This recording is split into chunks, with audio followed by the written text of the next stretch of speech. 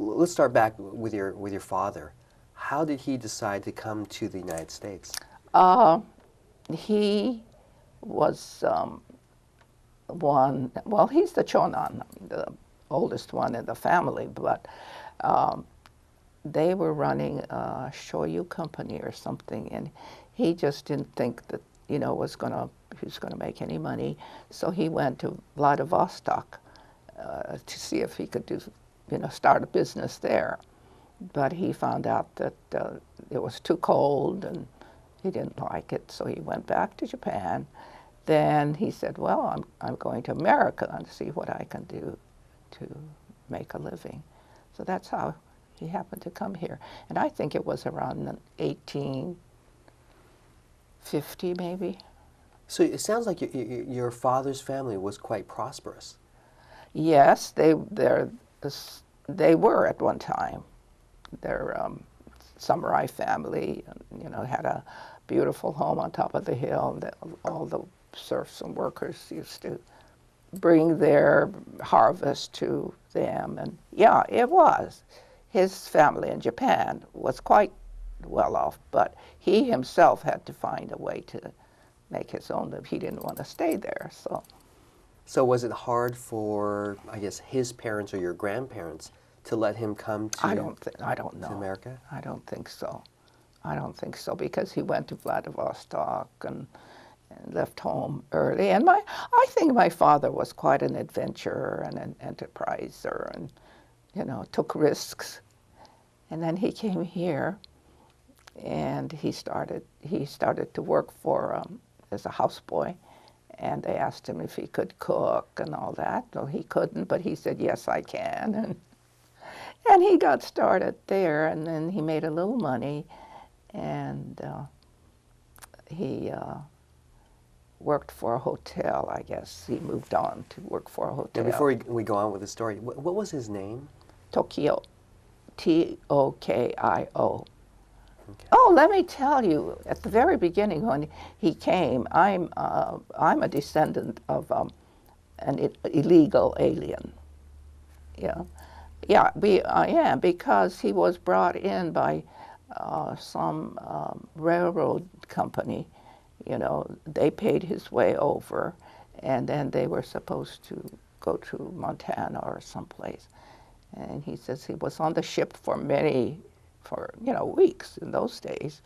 And then he got off, and they got in line at this Union Station to get a train. But they came in the dark of night, because they were smuggled in by the people who owned the railroad.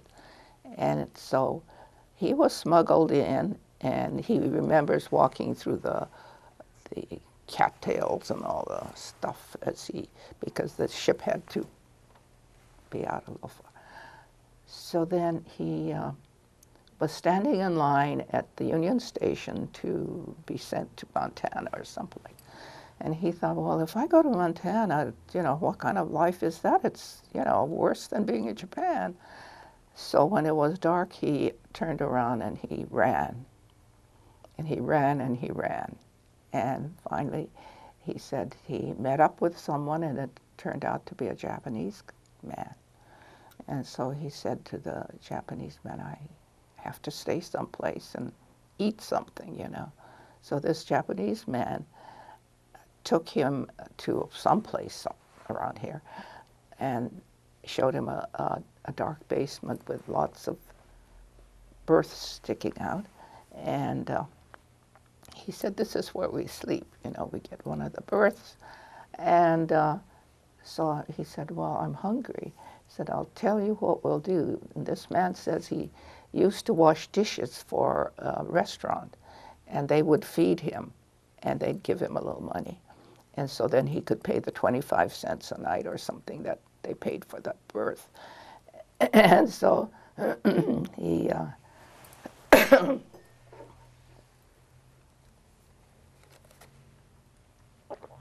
so he followed this man in, and the man was nice enough to say, I'll go and wash dishes one day and get my meal. The next day you go and you get your meal, and you could pay for your berth. So that's the story my father told me. Now, you know, the way he got started. And he says he's still looking for this man. His name was Okada. And to his dying day, he looked for him. Had we had computers in those days, we might have been able to locate him. Well, that's a good story. So your dad came over. It sounds like a contract labor. That's what it was. You know, to actually go all the way to Montana, probably to work on the railroads there. But he was being smuggled in to do this. Right. And so when he was en route to Montana, coming through Seattle, he then sort of slipped away, and that's how he got. Right. That's how he got started. Can you recall about what year this happened, roughly? Well, I would think it would be around 1860. Okay, so that'd be pretty early. Yeah, that would be early. Okay, so I'm just curious about what year. And then a Japanese man sort of befriended him and helped him sort of get started. Isn't that amazing? It really is. Yeah. And I wouldn't tell the story unless I heard it from my own father.